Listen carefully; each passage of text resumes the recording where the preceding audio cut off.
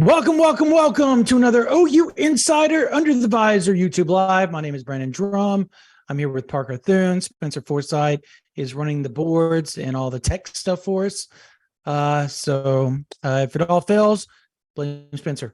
Anyways, it is spring ball. It is football. Let me do this right, folks. Let me do this correctly. If I'm going to do it, I'm going to do it right, Parker. I did it last year. Hopefully I can get some of the bad juju away from that phrase. All right, here we go. It's voice crack. Puberty. It's football time in Oklahoma. There we go. I can't do it as long as he can. So, anyways, yes, we did go to the practice yesterday. It was the first spring practice of the season. We got to witness, Dylan Gabriel, Jackson Arnold, all the freshmen, the transfers. I got to see some things that, stuck out to us and things that, we were kind of like, wow, we expected that. So I think for me, Parker, we'll jump right into this. We'll give our observations really quick. There's more in-depth observations, and I have like this long, I've talked to about 20 different people today, Parker, literally. I've got a huge thing coming on OU Insider. Before we go any further, I just want everyone to know periodically throughout this live, you will see me mute my mic and sneeze.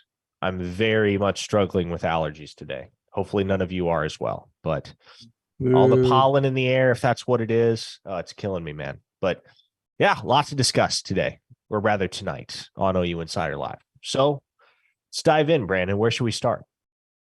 I think we need to start with what stuck out. I think just like players that stuck out, things you noticed that were different from 2022, those type of deals. For me, the defense was like just the size, the magnitude of the guys. Like Jordan Kelly, 295. Obviously Derek LeBlanc is 6'4", 280, right? Like, and he's going to be like almost 300 come football season, or 295 ish. Like, they expect him to hold around 305 when it's all said and done. And it'd be great weight for him with his frame. Obviously Coe looks completely different. He looks thinner, but yet he's bigger. Like, so I thought that was a weird deal. I think he's at 305, 310-ish right now. The defensive ends are large. Like, obviously, Jonah Laulu has moved to the inside, so that's going to help out with some pass rush ability. And I was talking to somebody about him, and I wrote, I'll give this little teaser. I wrote this in the thing I'm typing up right now. That'll be out either late tonight or tomorrow morning. And I'll have 5-star notes too with it and all kinds of stuff. So, but like, he's going to have to change on how he does stuff, because you're talking about a guy that's been an edge rusher, right? Forever. And he's got to learn that it's not about bending to get to the quarterback. It's about getting skinny and using your hands going between two offensive linemen. Like, your outside shoulder isn't going to be free like it is normally when you're on the edge pass rushing. Like, there's so many different things that Laulu is going to have to adjust this year. And I talked to somebody, and that's what they said. They said, man, that guy has a chance to be really good, but he's going to have to learn some technique, because it's way different than having that outside shoulder free and just getting that bend on whenever you're trying to get to the quarterback. I think Parker, the secondary is huge, bro. Like, just massive. I mean, you got a 6'3" Robert Spears-Jennings, 6'3" Justin Harrington. Obviously, he's a linebacker too at the cheetah position. Same thing with 6'5", 230-pound cheetah / safety, Deshaun McCullough. Obviously, Reggie Pearson's about 6'1". Trying to think. Harmon's about 6 foot, 6'1". Then you got, just trying to help me out here, cornerbacks, obviously Gentry Williams, 6', 6'1", Woody Washington, 6', 6'1", like they're just long. Yeah, well, you throw in Kenai Walker at 6'2", Kenai Walker, that's Makari what I was trying to think of. Vickers at Yep. 6'1", Josiah Wagner, man, he's the smallest of the bunch, but even at 5'11", that dude moves, my goodness. And we saw it in real time yesterday. Josiah Wagner is the smallest cornerback on Oklahoma's roster, but he is not going to get lost in the shuffle. And I wonder, I was texting with a friend last night, and I made this observation. I wonder if Josiah Wagner is in 2023 what Jaden Davis was for Oklahoma in 2019, i.e., the guy that really just pops out of nowhere and ends up playing a lot more in the secondary than anybody expects, because he's certainly fast enough. He's certainly agile enough. The question is he muscular and is he physical enough to hold up as a true freshman in the Power Five? Now, the good news is the Sooners don't need him to, the way that they needed Jaden Davis to step up in 2019, because there is so much depth there and so much experience. Yeah, there's the depth, I think, is the difference, because again, Justin Harrington moved around to how many different positions last year? They're like, oh, you're going to be here, you're going to be here, you're going to be here. And it was necessity. Like, I talked to somebody today and they were like, man, look, like that poor kid moved to like 3 different positions, and it was out of just they had to. You had to move him. Now he doesn't have to move anymore. He knows the cheetah position because that's where he started at, and that's where he ended last year. So he understands that position. I wouldn't be shocked if you saw at some point during the season, if the other teams, the opposing team's offense schematically allows it, that you saw a lineup of like just insanely, you got the 2 corners, you got 2 linebackers, and then you got one like Billy Bowman at safety, and then you've got McCullough and Harrington out there just kind of roaming around doing their thing with 2 cheetahs, 2 nickels, whatever you want to call it, just doing whatever. Like, that is the type of just, it's just going to be fun for Venables. The personnel that he has is, and you can tell the confidence, right? Like, even Ted Roof, somebody that is more quiet, was more open yesterday. Like, I asked him that question about McCullough. You remember how in depth he got about the cheetah position? Like, I was like, whoa, dude. Like, that was different, because normally he's like, oh yeah, he's good. Just like one sentence is what you get out of it. But he went in depth with almost everybody and was even joking around with some of the media guys. Like, did you get better if you your job, like, I thought that was a different side of Roof, and you could tell like there is a sense of confidence, and we're not projecting and predicting like they're going to go win the national title or they're going to the playoffs, but they're going to be better. And you could tell there's like this weight off their shoulder, like, oh, like the roster fits what we want to do offensively and defensively now. Then Lebby, if stock up, talk about stock up. You need to buy stock in Austin Stogner. Jeff Lebby loves him some Austin Stogner. That was, yeah, he glowed about Stog and what he's going to bring to the table. So I don't know, man. Like, that was a weird, like, the comment in the offensive line when he said, it wasn't, we think we're going to be good. Lebby definitively said, this is his quote. This is not, we're not talking like Parker and I saying we. He said, we are going to be really good on the offensive line. End quote. Like, first practice of spring. That was interesting to me. There was this, did you not get that sense of different confidence? There wasn't a lot of questioning of what was going on. And you get that year 1 to year 2, right? But like, it was different. Sure. Yeah. And I think in year 2, the mentality is across the entire roster from both the coaching staff and the players. The mentality is don't talk about it, be about it, and set the standard high and expect that you're going to attain it. And so you hear Brent Venables say it, right? That they expect that they're going to be on another planet defensively. That's he's not just talking. I forgot about that quote. Yeah, well, and are they going to be on another planet defensively? I don't know. It's too early to tell, but I would hope that they're on another planet defensively. I get that how you define your terms there is somewhat subjective, but the Sooners were 99th in scoring defense last year and 122nd out of 131 FBS teams in total defense. So you better be on another planet because they were bad defensively a year ago. Yeah. Not all the time. It wasn't an abject disaster, but man, it was close. There were very few redeeming moments for that defense last year. And you take CJ Colden out of the mix and you take half of Billy Bowman's contributions out of the mix. And all of a sudden it's a real ugly picture for Oklahoma on the defensive side of the ball. So I think given that you have veterans stepping into expanded roles in year 2 in the defense, they know the system better. They know their assignments and how to execute them better.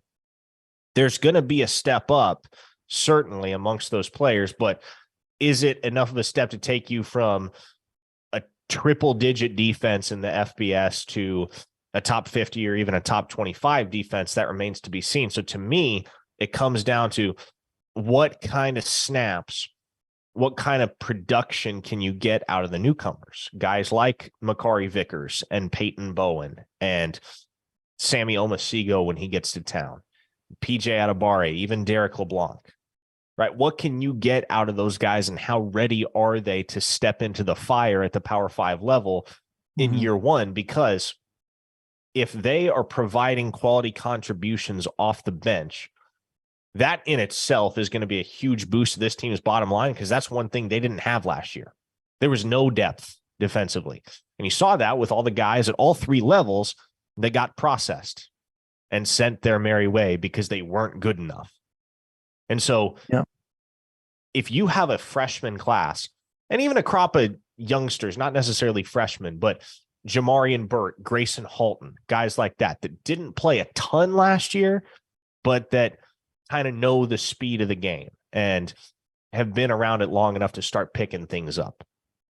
If those guys can give you contributions off the bench, they don't need to play 70 snaps a game, but if they give you 15 quality snaps every single time out, to me, that's going to make the biggest difference as far as elevating this defense. Yeah. No, I'm with you.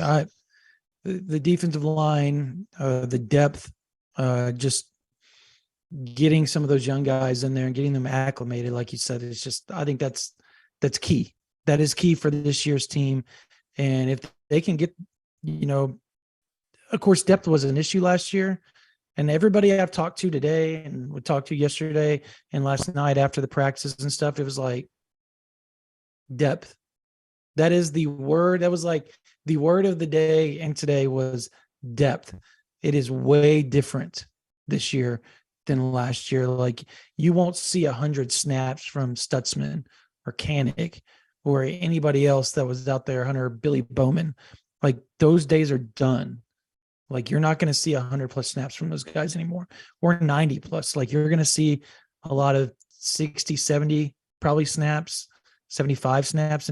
And trust me, 15 less snaps a year or a game, excuse me, is a huge difference when you start adding up as the season goes along. That the less chances to get injured, less wear and tear on your body. Like you're looking at, what is it? 100, there's 180 12-game season. That's 180, 15 less snaps. That's 180 less snaps in a season. That's huge when it adds up like that. So you're right, Parker. Mongo, always appreciate him because he's always giving the super chat. Said, it's Kelvin Hicks, an interior defensive lineman. Also, shout out Ricardo LeBlanc. Always shout out Ricardo LeBlanc.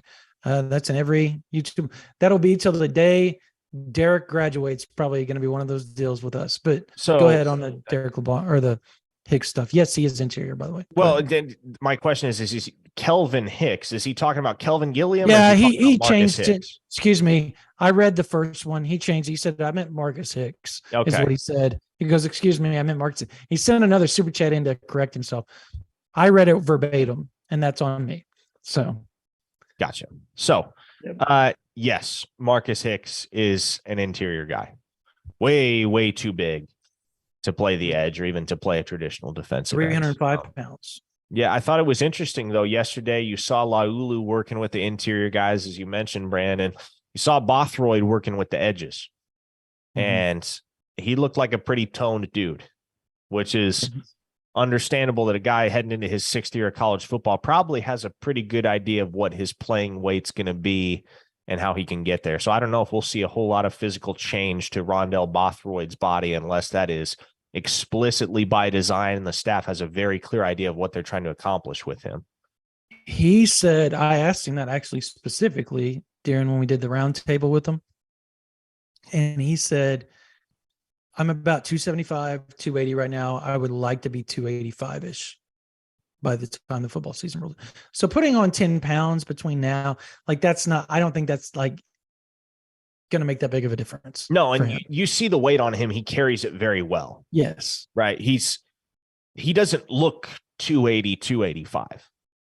He looks like he's probably more in the 260 range. And so he is just one of those guys that naturally is built to probably carry a little bit more weight and do more at that size than a lot of other guys who might fill out their frame to 285 and have to play a interior position because they're just not fast enough to play defensive end. I'll give you a perfect example, and I'm not trying to make this a player comp, but you saw PJ's older brother, Tommy Adebawore, ran a 4.49 at the NFL Combine. He's 6'1", 282 pounds. He was an interior guy in college, but he's so fast that NFL scouts are saying, well, first of all, they're saying, we'll take this dude in the first round. You're seeing him creep into the first round of mocks, but also we're going to play you at defensive end. We're going to move you outside. And so every so often you get a guy like that just moves exceptionally well for how big and how bulky he is. And Rondell Bothroyd is one of those guys where he's big, but he's not bulky. And I think looking at that edge room, one thing you know, and I've touched on it before, but one thing you know is that regardless of who your starters are, they will have earned that position. They will have earned the right to start because there is a ton of talent on the edge, not just with the transfers and Bothroyd and Trace Ford, guys that are coming in with a ton of starting experience under their belt. But don't forget about Ethan Downs. Don't forget about Reggie Grimes.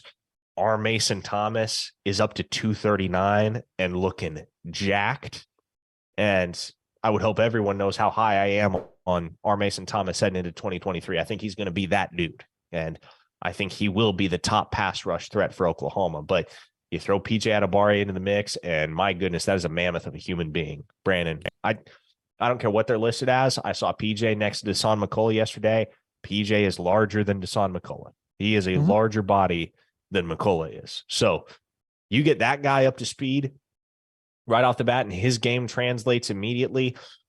If he and Thomas can be your situational pass rushers, and then you have a conglomerate of guys in Downs and Grimes and Bothroyd and Trace Ford that can play that more traditional defensive end role, all of a sudden you got an arsenal off the edge. Yeah. Which the Sooners did not have last year, Brandon. They did not have that. No, they were short on depth on the edge. And that was kind of something they tried to bring in through the portal because they knew they needed a different style of edge rushers. And it just didn't pan out the way they wanted it to. With R. Mason Thomas, like you talked about him, he's at 239. I was told from a really good source that they would like him at 245, 250 come August, which I think is very attainable for him, especially since he would only have to gain between 6 and 10 pounds. I think they would be okay if he was at 245 and just stayed there for the season. 250 would just be that smile on everybody's face because he exceeded of, you know what I mean, as a 5 tech and what they're asking of him. You know, they would like him to be a little bigger, but he's more of a third down guy right now. And I think that's essentially what you're probably going to see him used as, is more of a third down. And people keep asking, are you going to see Ethan Downs play? Is Ethan Downs going to play? Well, yes, because first and second down are notorious for running. And the dude was one of the top tackle for loss guys in the Big 12 last year. And why he was second team all Big 12. Third down, you can bring him out. You can bring in a quicker pass rusher. You can bring in an Adebawore. You can have like a quote NASCAR or speed rush type or whatever, NASA, whatever you want to call it, type rush crew, where you could have like PJ Adebawore, R. Mason Thomas, Bothroyd, and I don't know what, Grayson Haltham, somebody of that ilk that's kind of lighter and quicker to be your 4 pass rushers in an obvious third and long or whatever. You're going to see a lot of that type now because they have the depth to do it. They couldn't do that last year. That was impossible to do. And if they did, they were bringing in a 255-pound Grayson Halton. How do you think that was going to work out at 3-tech in August? Now, by the end of the year, he was obviously a lot larger, but come on. Like, they're playing with completely different cards than they were last year. The deck is now full. They better win, especially with that schedule. Talk about cupcakes, Parker. It's 9 wins. It should be minimum 9 wins. If it's not double digits, I'm squirming. Everybody should be squirming. I agree. Yeah. I think a lot of people don't understand how good Downs was against the run last year. Like, there's a reason why coaches voted him in the way they voted him in. So now pass rush is a different, 4.5 sacks isn't exactly, it's not the best. That doesn't mean he's actually down weight. He's down at like 270 this year. So I think he was like close to 280, 285 last year. I thought he was too big. Didn't you, Parker? I thought he was too big last year. And he looks skinnier. Speaking of whom, I'm sorry. Go ahead. Downs being too big last year. I don't know. I feel like, much like Bothroyd, with how well Downs moves, he's one of those guys where you can bulk him up maybe a little bit more than necessary, and he's still going to get around just fine. But I would concur, because I liked Downs better at the weight that he was playing at as a freshman than the weight he played at as a sophomore. Me too. He was way more I think he had a better pass rush, obviously at a lighter weight. And there's got to be a happy medium where they can get him to be just as good with the run and better with the pass rush at a certain weight. He's at 270 now. And I believe at some point last year, people were saying that he was close to 280. I don't know what he was listed as, but I know people in the program are like, yeah, he's like 280, 285 right now. Like, it's just, and he looks like he's lost weight. Like, he looks like he's lost weight. He's trimmed up a little bit. As far as the secondary goes, what do you, obviously, what people are asking about Dolby. Who's the 2 deep at corner, in your opinion? I'll give you mine too. And the 2 deep at safety. You can throw Cheat out there. Cheat is easy. It's going to be McCall and Harrington. Like, that's done. Well, or McCullough and Peyton Bowen. Yeah. You're 2 deep at corner. I think on one side is Woody Washington and Makari Vickers, and on the other side it's Dolby getting the slight nod over Gentry Williams. I think those two will be virtually interchangeable. Okay, who was it? Okay, so what'd you say just now? Sorry, I was taking a drink and reading at the same time. Woody, Kendall Dolby. Those are your two starters. Hmm. Primary backups are Gentry and Makari Vickers.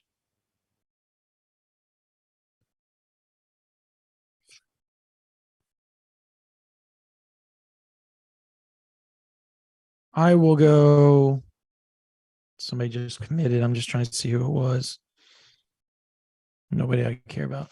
I will go Woody Washington, and I'll say Gentry Williams starts. I'll keep the Oklahoma flavor on the outside. I do agree with you that it's going to be vice versa with Dolby or Gentry. I think that to me is like, because there's a lot of people that run the program that were around in the early 2000s that equate him in his upside to a Derek Strait type player. And they're talking about Kendall Dolby. But the upside of Gentry Williams, the ability that he has, the speed, the length, he's physical, obviously. I think in just the second year in the system, I think gives him a chance to win the job. Now, I don't know who come spring, I could see Dolby being the starter, but I think as time moves on, I don't know. I just have faith that Gentry can be that guy. I agree with you. Vickers is probably the backup. We didn't talk about Jaden Davis.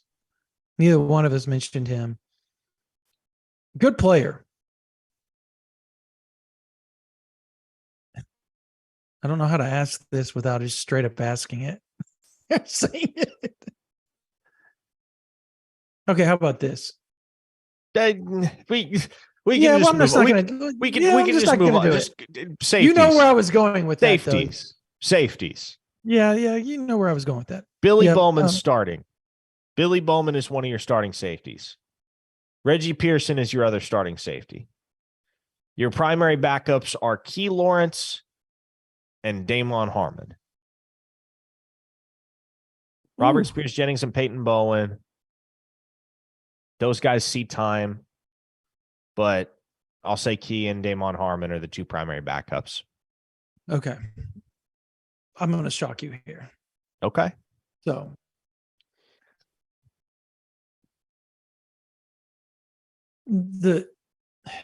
trying to word this right. So, I agree. Obviously, Billy Bowman's going to start at one of the safeties, like duh, right? Sure. Okay.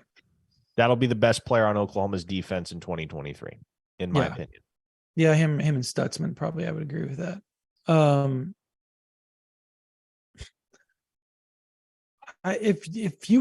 If I would have asked you, we would have been talking about this a month ago. I would have said Reggie Pearson with you. However, in talking to my source, or sources, E. Lawrence has been shining this offseason. No. You have to understand, like, the people I talked to were like stocked down on him last year. Yes. And you know what I'm talking about. Sure. I've talked about it before. They are not. They said the competition, the fact that Pearson's came in, the fact that Peyton Bowen's in, the fact that Robert Spears Jennings has taken that step up. They think he has a chance to have a really, really good year. And he's taken on a whole new attitude. Now, I think the question is does that last? Because if it doesn't last, I'm with you. I think Reggie Pearson is probably your second safety and or Robert Spears Jennings. Because, again, Robert Spears Jennings, once he figures everything out, they think he has a chance to be a first or second round pick.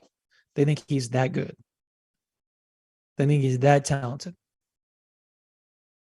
And I don't know that I could disagree. I mean, the guy won the fastest man contest at the Under Armour. He's one of the fastest players on the OU football team.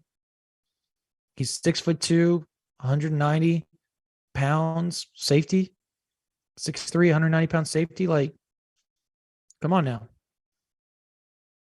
He's got all the upside in the world. I don't know. And we didn't mention Harmon. People in the chat are talking about Harmon. Good player, smart player. It just seems like the more they recruit, the harder it is going to be for him to get on the field. Yeah, and I mentioned Harmon last of the four. I think he's virtually interchangeable with Robert Spears Jennings. Wouldn't shock me if RSJ's on the 2 deep at safety ahead of Harmon, or if they're an or together. Yeah. All right, linebackers, because we both know Stutzman and Kanik, right? And this is just our projection, folks. After one practice, their second practice is going to be on Thursday. Backup,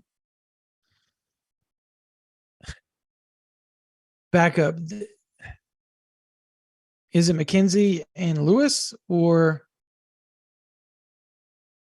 what about Shane Witter? Like, how do you see the 2 deep there? That's a tough one. I think the 2 deep at linebacker behind Stutzman and Kanik. I think your 2 backups are. Oh man, you want me to be candid, Brandon?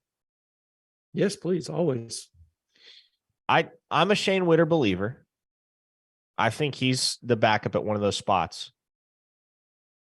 Mm-hmm. I think the other one's Lewis Carter. I do.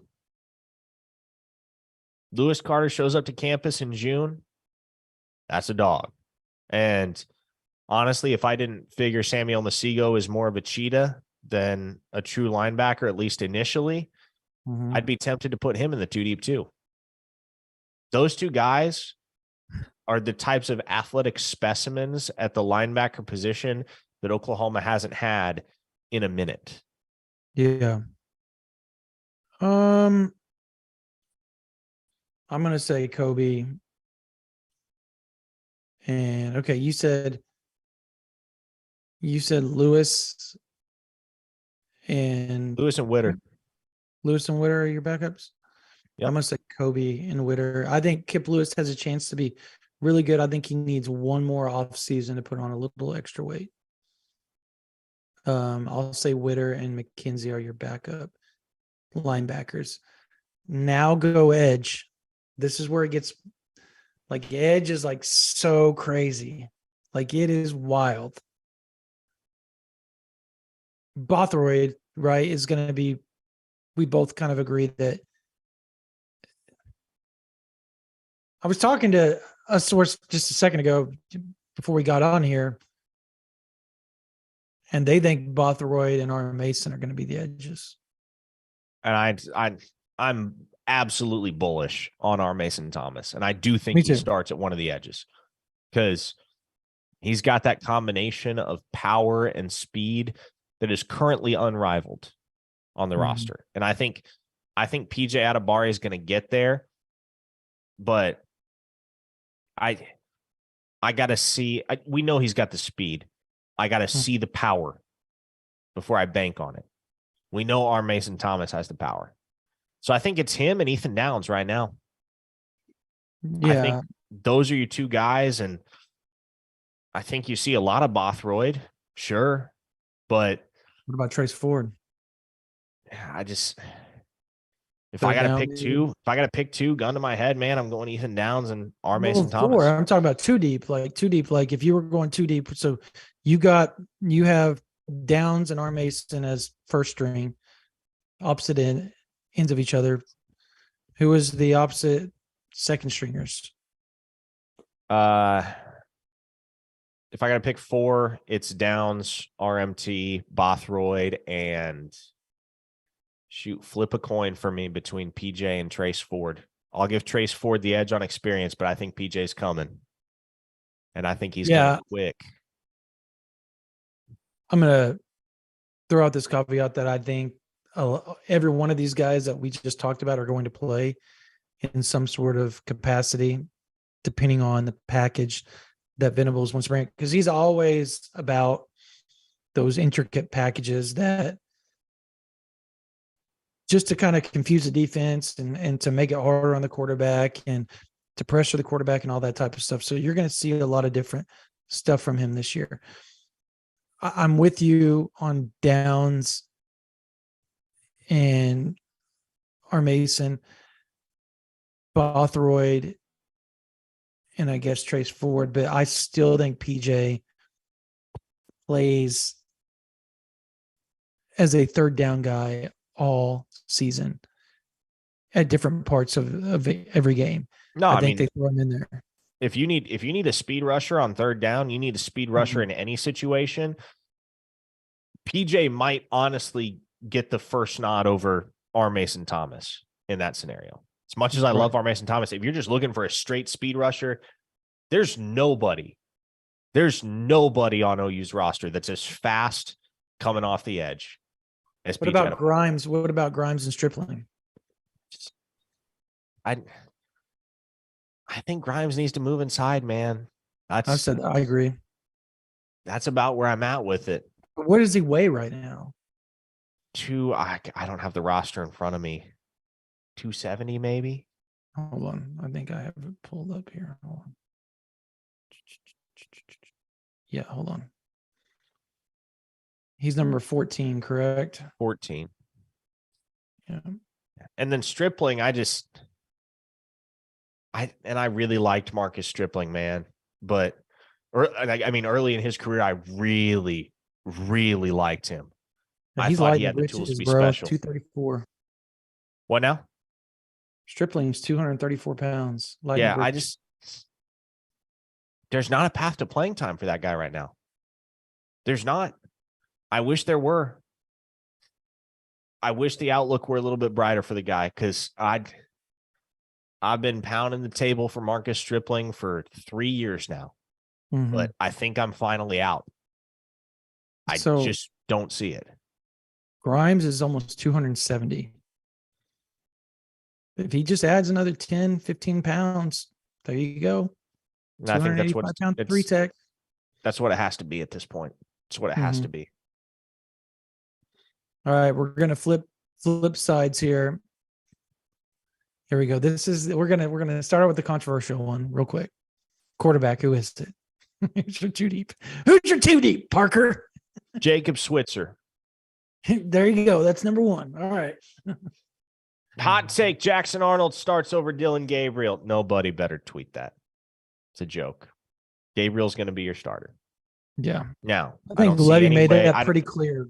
I don't know what the depth chart will look like for the spring game on April 22nd, but I don't think there's any way the depth chart comes out for the Arkansas State game, the beginning of September, and the second name on the pecking order behind Dylan Gabriel is not Jackson Arnold. Agreed. I will say, I thought, I'm going to say, and everybody can, I thought Bevel looked a little like he looked cleaner in his throwing than he did last year.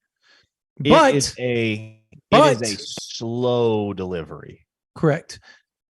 And he just has like one speed, and it is like a rocket, man.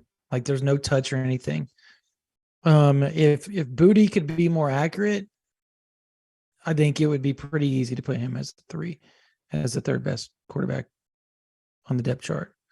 But I think his accuracy he was kind of all over the place yesterday. And I don't know if it was just him pressing because it was practice number one or what, but he looked like he was pressing. Running back, I think we both agree that it's 1A and 1B with Sawchuk and Barnes, right? It doesn't matter the order. I think that's easy. Dude, Caleb Hicks looked good. He does not look like a freshman. No, that boy's built. Does not. You can tell he's been through 3.5 months of Schmitty hell. But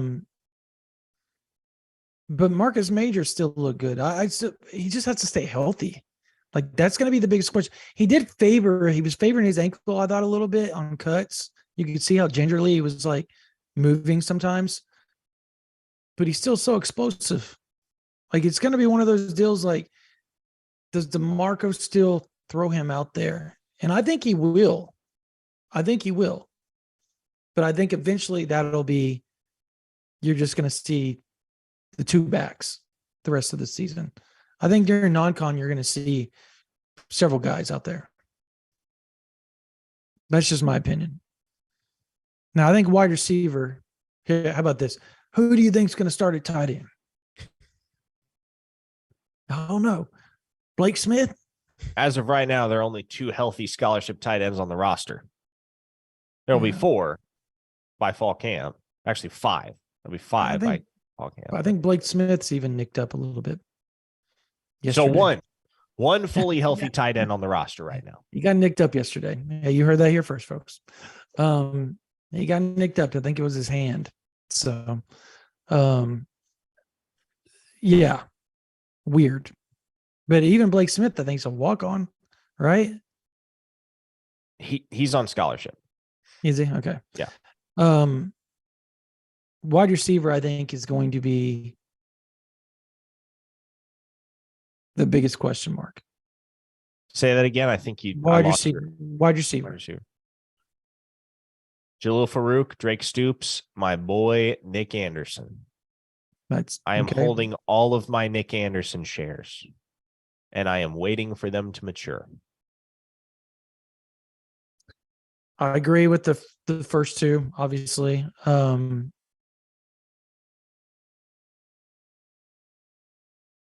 of me wants to throw out JJ Hester just because I've heard so many good things about him.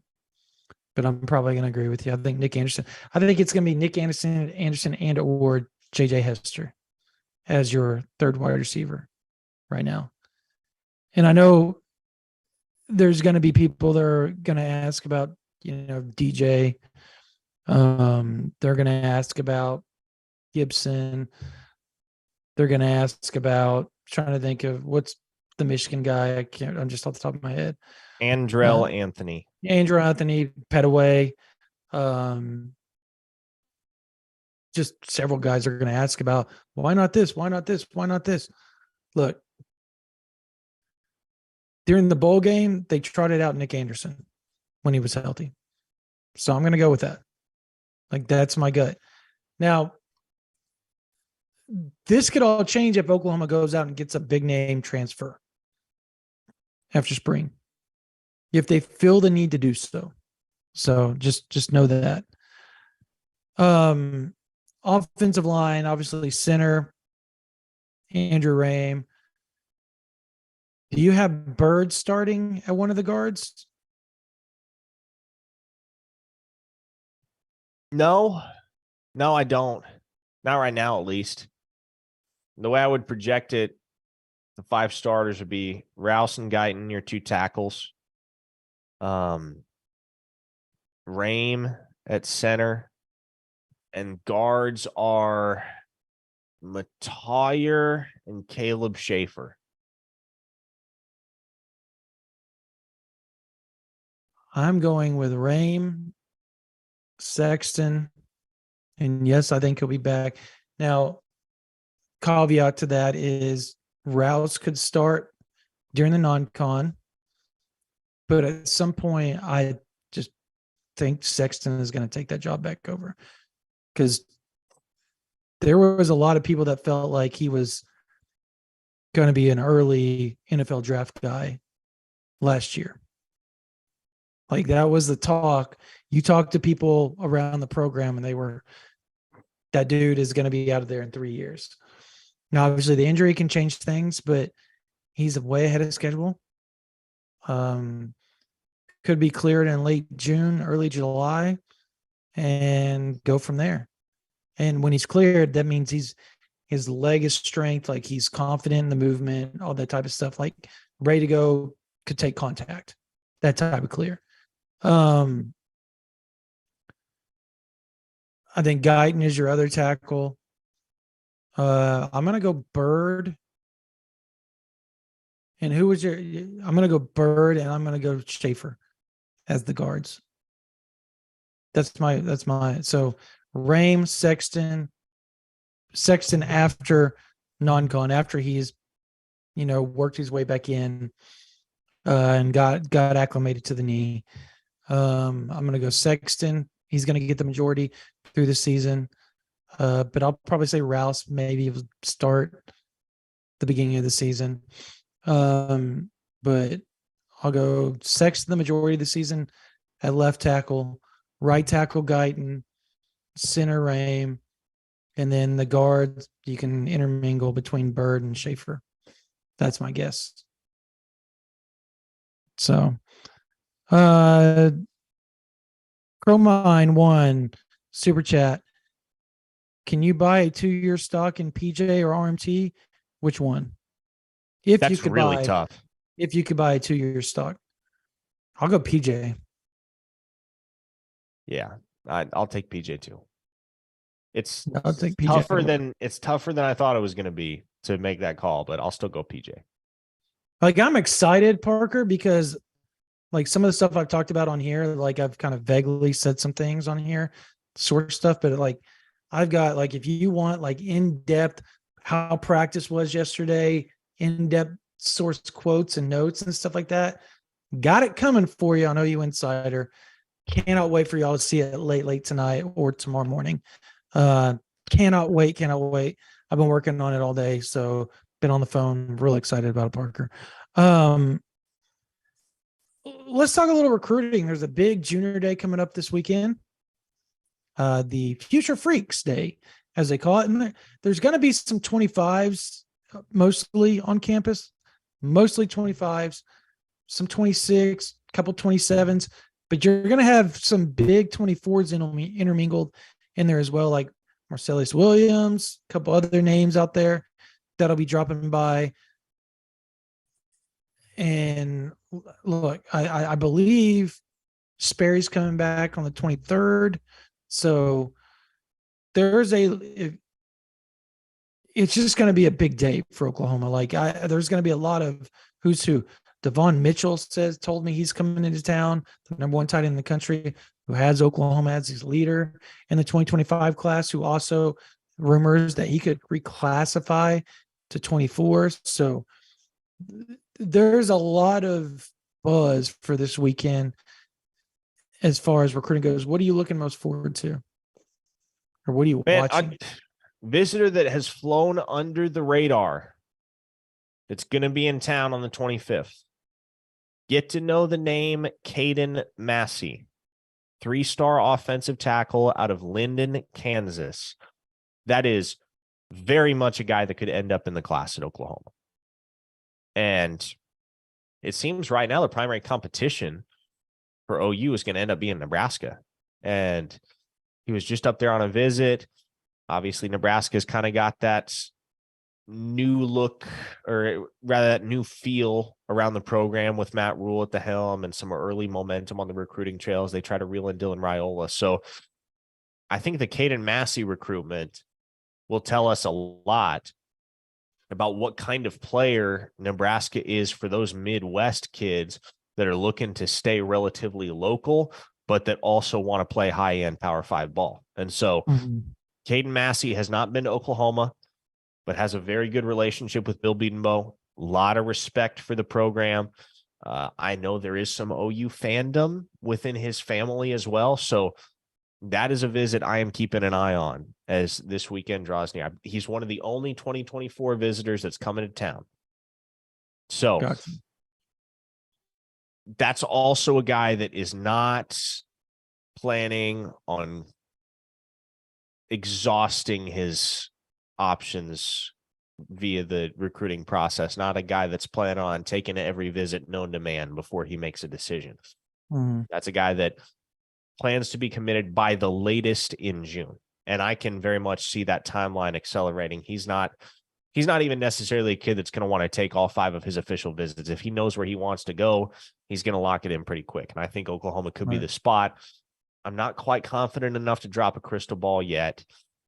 And the Nebraska visit and the buzz around Nebraska kind of gives me some pause right now.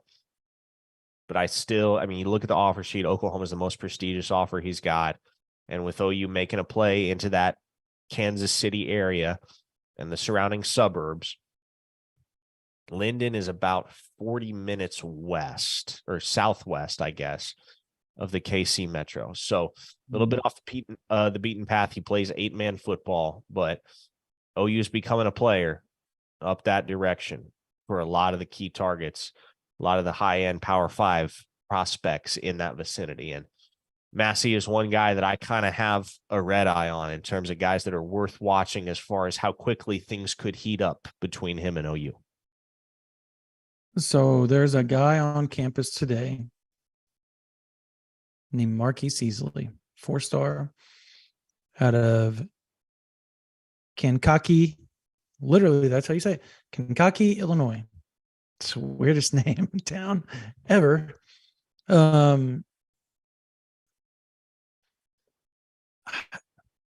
He's the number 207 player on 24/7 Sports. He's 232 in the composite.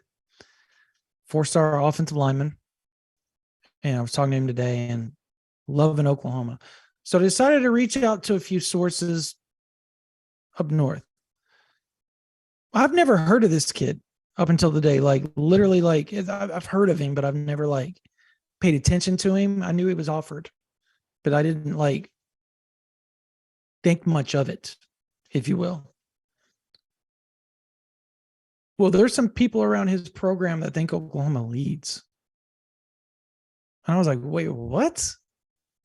They're like, yeah, that's why he's spending 2 days down there. He said he will official at Oklahoma. So we can add that. Like, remember how we were talking the other day about who we thought was going to be in the offensive line class? And we always tell people it's March, it's January, it's February, like relax, like things are going to change. This is a prime example. Like nobody's been talking about this dude. And yet quietly Beatonbow's over there recruiting away and could land one of the top 250 players in the country from Illinois, from the southern Chicago suburbs. Like that's huge. So I'm going to be up there in April. I'm going to go by and see him when I'm up there in April, because that's where my wife and I are going to Chicago for our anniversary. And I'm going to make a stop while we're there and go see him, because now I have a reason to go stop by his school. And like that, Beatonbow does that almost every year. You realize that? Like there's always that one dude that is just like quietly in the bushes and then pops out. Like, and it's like it's just a name that we don't ever talk about until we find out that Oklahoma leads, and it's out of the blue. So, I mean, this is another prime example of Beatonbow being Beatonbow. Yeah. The dude just recruits. No, he recruits at a high level. Look at this offer list, man. And look at how many of these guys are already either leaning Oklahoma or at the very least very, very high on Oklahoma. Casey Poe, Grant Bricks, Andrew Sprague, Max Anderson, Bennett Warren, Marcus Easley, Caden Massey, Weston Davis. That's 8. Mm-hmm. That's insane. That's insane. And to have somebody tell me, 2 people actually tell me that Oklahoma was the leader, the perceived leader at this time. And that was like, they didn't even know he was on campus today when they told me that. And I was like, well, I'm asking you because he's on campus. I'm like, oh, okay. Like it's weird. I think another thing, as far as Oklahoma recruiting goes, obviously here in a few weeks, Oklahoma's going to be hosting Sammy Brown, 5-star linebacker. In my notes tomorrow, I've got a full-fledged update on him, and it's going to blow some people's minds just because of the connections he has to Oklahoma and why those connections exist. So there's, and I'm not saying that he's going to be in the class. I want people to understand that. Like, I still think Clemson's the leader, and I'll explain why I think Clemson's the leader. But he's going to official Oklahoma. Oklahoma's going to get the last official. And generally when that happens, with Oklahoma, that bodes well for them. So you can't throw out Oklahoma when it comes to Sammy Brown. And he will take all of his visits. He will take every one of them. He said, I'm only going to do this once. I don't plan on transferring. Where I go, I want to stick. And he fits Oklahoma's culture very much so. Like, he's very people talk like they're relationship driven. This dude, and you're going to see why when you read the story and you read the update, is 100% relationship driven, Parker. So relationship driven. Cromine, appreciate the super chat. Early prediction, 23 or 24 class will be better. Which one will be better?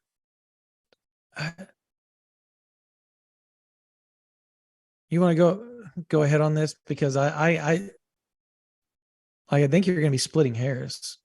24 is going to be better. They're going to be different.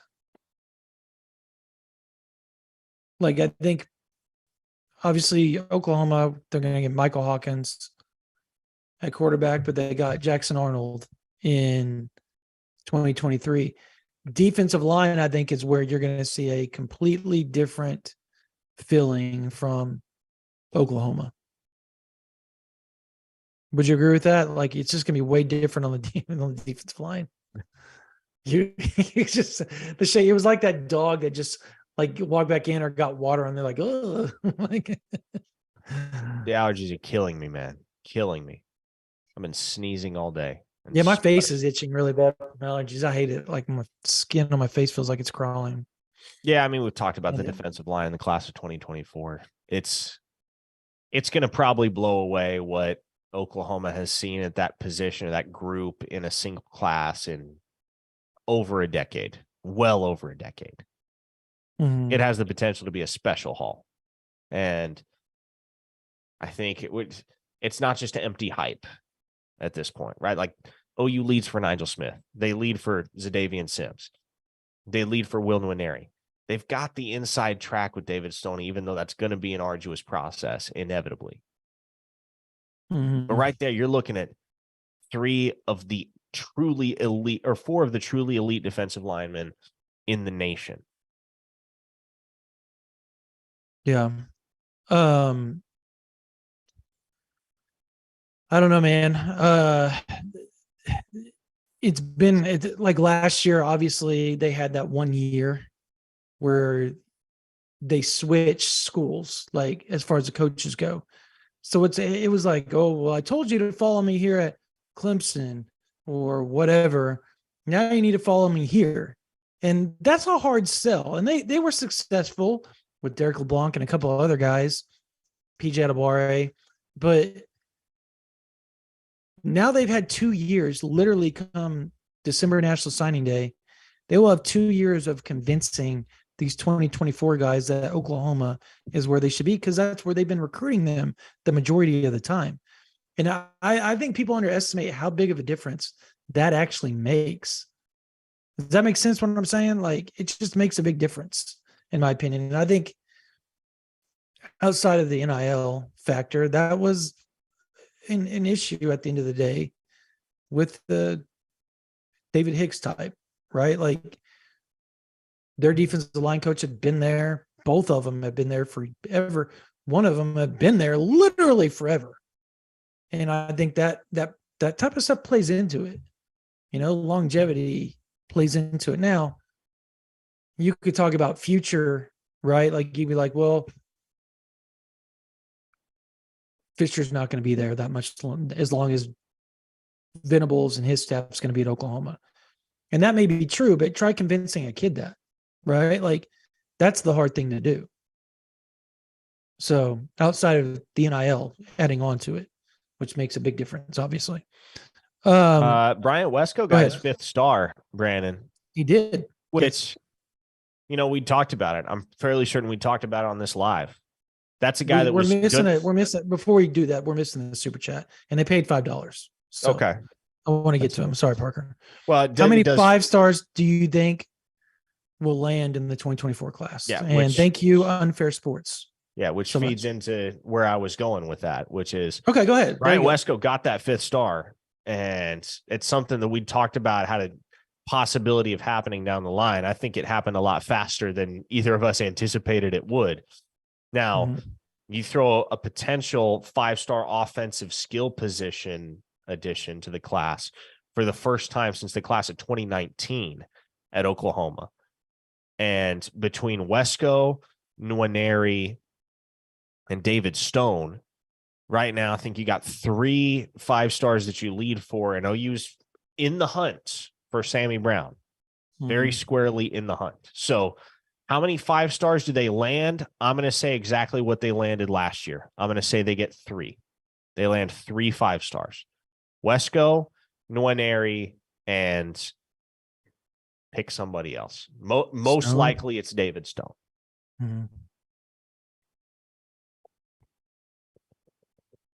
I want to go look at the 5 stars before I say it. So I'm with you with Wesco. I agree on that.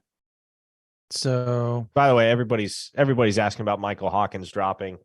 I'm a company man, so I'm not going to say a whole lot, but I categorically disagree. And if you want to leave the kid at a 4-star 90, that's fine, but there's literally no reason to drop him from a 90 to an 88, especially after he just won the accuracy challenge at UA Dallas last weekend. It doesn't was the MVP of the camp. It was weird. That was weird. I'm just leaving that alone. I'm with you on that, though. I agree that he deserves to be a 4-star. So, of the 5 stars, I mean, Oklahoma was in on several of these dudes, man. But realistically, I'm with you. I completely agree that Oklahoma will land Stone, Nwaneri, and Wesco. Those will be the 3. Now, I guess, is there anybody close that could be in that 5-star range at the end of the year? Kind of like how they had several guys move up last year and just kind of work their way into it slowly. Like if you had to pick, I mean, Marcellus Williams maybe, because they are in a decent spot with him out of St. John Bosco.